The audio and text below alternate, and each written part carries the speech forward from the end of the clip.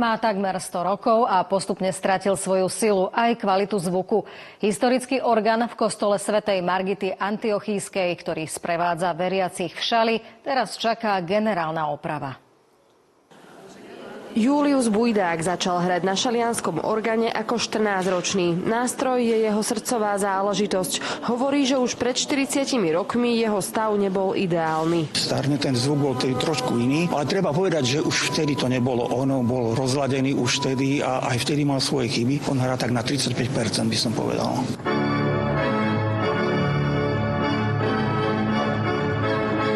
Nefunkčné tóny a rozladené registre ovplyvnili nielen samotný zvuk, ale aj výber hudby. Organisti museli pri každej omši zvažovať, ktoré skladby si môžu dovoliť zahrať a ktorým sa radšej vyhnúť. Ako to je ich také umenie, že niekedy musia čarovať pri tom. Keď sa hral na molových a takých, tak to znie tak ako by pri pohreboch potom. Čiže nie je to potom to ono. Orgán z roku 1929 je podľa odborníkov v stave, ktorý si vyžaduje komplexný zásah. Bude to približne rok práce. Pôjde o stolárske a reštaurátorské zásahy až po vyladenie zvukov a intonácie. Rekonštrukcia orgánu začína rozoberaním píšťal. V tomto konkrétnom je ich až 1600. Každý orgán je individuálne a jedinečné dielo, pretože nemáme prakticky rovnaké kostoly, tak aj orgány v tom kostole musia reagovať alebo odpovedajú danej architektúre.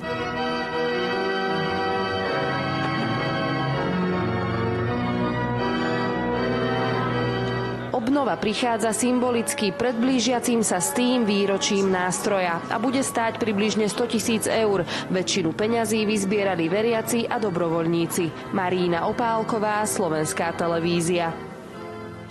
Autobus